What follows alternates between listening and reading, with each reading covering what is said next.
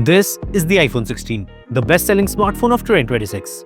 But a few months ago, we got the iPhone 17, which had some really impressive upgrades. And I'm not talking about tiny software tweaks, but substantial hardware upgrades that were due for a long while. And now, it is 2026. Buying the iPhone 16 now means that you'll be missing out on all those newer improvements. So, is the iPhone 16 still worth buying in 2026? Let's find out. Starting with the most important thing, pricing. The iPhone 16 is no longer priced like a brand new flagship.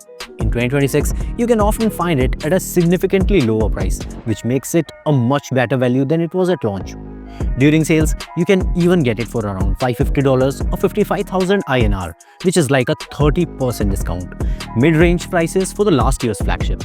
Build-wise, it is just like the iPhone 17. Same design and same looks. Flat aluminum frame, action button on the top left side, camera control on the bottom right, and a slow USB 2 port on the bottom. And even though in real life I've never used the camera control button, it is still very responsive. The iPhone 16 comes with IP68 water and dust resistance rating. On the back, it has a dual camera setup and a glass back with a matte finish that resists fingerprints. It feels very premium, extremely polished and comfortable in hand. And it only weighs 183 grams with the screen protector applied. It is 7 grams lighter than the newer iPhone 17. The buttons are very tactile and the stereo speakers are very loud. Here's a sound sample.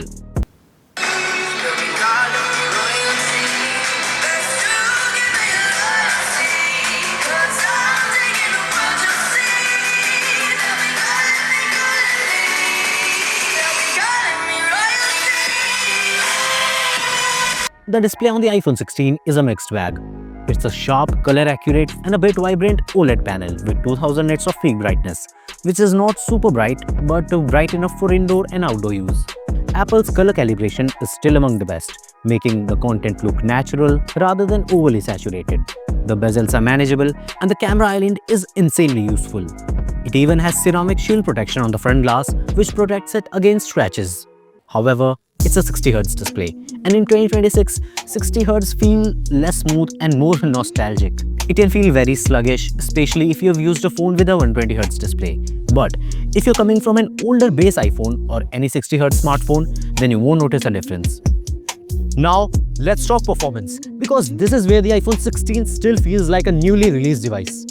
Powered by the A18 chip, it is still incredibly fast. Day-to-day usage feels effortless, apps launch instantly, and multitasking is smooth. As for the gaming, I'll be playing Genshin Impact on it for 30 minutes at the highest graphics settings. As you can see, it is overclocked. The battery is at 72% and the phone's temperature is at 25.8 degrees Celsius.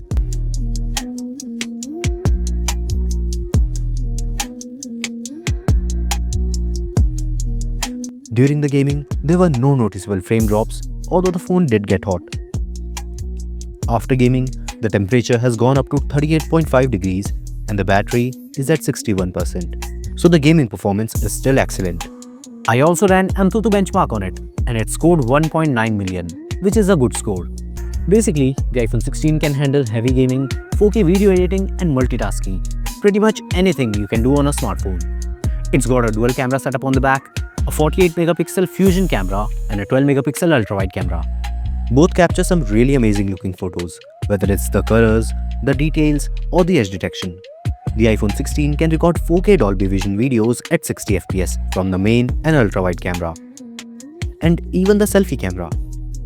The stability and video quality is really good. I've also compared the iPhone 16's camera with the iPhone 16 Pro and you can check it out from here. Overall, the camera of the iPhone 16 is still excellent. Not the best, but they won't let you down either. And thanks to Apple's long-term software support, the iPhone 16 still feels very current in 2026. iOS updates keeps it fast, secure, and packed with features. The iOS 26 looks very neat on the iPhone 16. But even though it supports all Apple Intelligence features like Visual Intelligence or Image Playground, they are neither very convenient nor very useful. Maybe in the future, Apple will improve these features. It will keep receiving iOS updates till at least 2031, making it a future-proof smartphone. Now, Apple doesn't disclose the battery mAh for any of its devices. In Apple's lingo, the iPhone 16 gives you 22 hours of video playback. That translates to about a full day of battery life with moderate usage. While newer phones may offer slightly better efficiency, or faster charging speeds, the iPhone 16 is still reliable enough for daily use. It charges up to 50% in just 30 minutes and takes about 1.5 hours for a full charge. It also supports 25-watt fast MagSafe charging, which is definitely less efficient but more convenient. The charging speeds are not the fastest in the market, but they're consistent and safe, which is very Apple-like. So, is the iPhone 16 still worth buying in 2026? Honestly, yes. If you want a reliable, polished iPhone experience, great performance, strong cameras, and long-term updates at a reduced price, the iPhone 16 still makes a lot of sense. But only at the right price. Because currently on Apple's website, the iPhone 16 128GB variant is going for $699 or 69,900 rupees, which is definitely overpriced when you can get the brand new iPhone 17 256GB variant for $799 or 82,000 rupees. The iPhone 16 only makes sense if you can get it for under $600 or 60,000 rupees. Just don't pay flagship price for last year's flex. So, what would you choose? The discounted iPhone 16, or would you go all in and get the newer iPhone 17? Tell me in the comments below. And if you found this video informative, then leave a like and I'll see you in the next one.